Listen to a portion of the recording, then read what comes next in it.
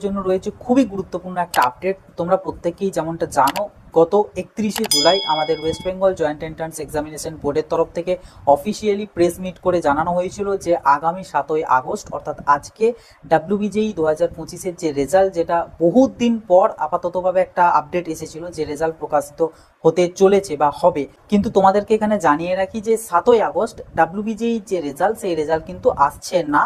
তার কারণ স্বরূপ হচ্ছে এই ডাব্লিউবিজেই রেজাল্ট সম্পর্কিত আমাদের অনারেবল হাইকোর্টে একটা মামলা বিচারাধীন রয়েছে, যেটার আগামীকালকে একটা শুনানি রয়েছে, যার ফলে ওখানে আমাদের ডাব্লিউবিজেইর বিভিন্ন আধিকারিককে তলব করা হয়েছে। তো সেটার ফলস্বরূপ আমাদের আগামীকালকের যে রেজাল্টের কথা ছিল ডাব্লিউবিজেই, সেই রেজাল্ট আপাততভাবে আসছে না। এবং তোমরা হয়তোবা কিছুটা আন্দাজও করতে পেরেছো, কারণ যেদিন রেজাল্ট দেওয়া হয় তার ঠিক আগের দিনে আমাদের ফাইনাল অ্যান্সার কি পাবলিশ করা হয়। গতকালকে অর্থাৎ 6ই আগস্ট কিন্তু কোনো প্রকারের ডাব্লিউবিজেইর ফাইনাল অ্যান্সার কি প্রকাশ করা হয়নি। তো সেটা দিক থেকেও আমরা অনেকটা আন্দাজ করতে পারি যে 7ই আগস্ট কিন্তু রেজাল্ট আসছে না।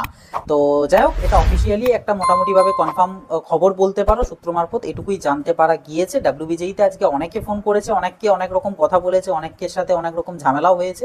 কিন্তু যাই হোক, যেটা আলটিমেটলি ফাইনাল খবর সেটা হচ্ছে তোমাদের যে রেজাল্ট 7ই আগস্ট আসার কথা ছিল সেটা আসছে না। এবং এর পাশাপাশি তোমাদের জানিয়ে রাখি, যারা ডাব্লিউবি ক্যাপের থ্রু বিভিন্ন যে কলেজের ভর্তির জন্য স্নাতক স্তরের ভর্তির জন্য ফর্ম ফিল আপ করেছিল, তো তোমাদেরও কিন্তু যে মেরিট লিস্ট 7ই আগস্ট বেরোনোর কথা ছিল, তো সেটাও কিন্তু আপাততভাবে আসছে না, এটুকুই জানা গিয়েছে সূত্র মারফত। এবার তাহলে অনেকে বলবে যে দাদা তাহলে জেনপাস বা আদার্স এক্সামিনেশনগুলোর তাহলে কি হবে? দেখো, ওগুলোর বিষয়ে এখনো পর্যন্ত কোনো রকম কোনো আপডেট নেই এবং সূত্র মারফতও কোনো রকম খবরাখবর নেই। যখন কোনো কিছু ইনফরমেশন বা কোনো কিছু আসবে আমি ডেফিনেটলি তোমাদেরকে সর্বপ্রথম জানিয়ে দেবো। তো সেই সমস্ত আপডেটগুলো যাতে মিস না হয়, অবশ্যই কিন্তু চ্যানেলটাকে সাবস্ক্রাইব করে নোটিফিকেশনটা ক্লিক করে অলতে সেট করে রাখবে। আর ডাব্লিউবিজেই ক্যান্ডিডেটদের উদ্দেশ্যে বলবো, তোমাদের কিন্তু রেজাল্ট বেরিয়ে যাওয়া মানেই কাউন্সেলিং কিন্তু আর খুব একটা বেশি দেরি হবে না। আর এই কাউন্সেলিংয়ে হচ্ছে তোমাদের সব থেকে গুরুত্বপূর্ণ এবং ভাইটাল একটা পার্ট, যে কাউন্সেলিংয়ের উপরে কিন্তু তোমাদের ডিপেন্ড করছে আপকামিং পুরো ফিউচারটা। সো কাউন্সেলিং কিন্তু তোমরা প্রত্যেককে ঠিকঠাক করে করবে, এবং বিশেষ করে চয়েস ফিলিং পার্টটা।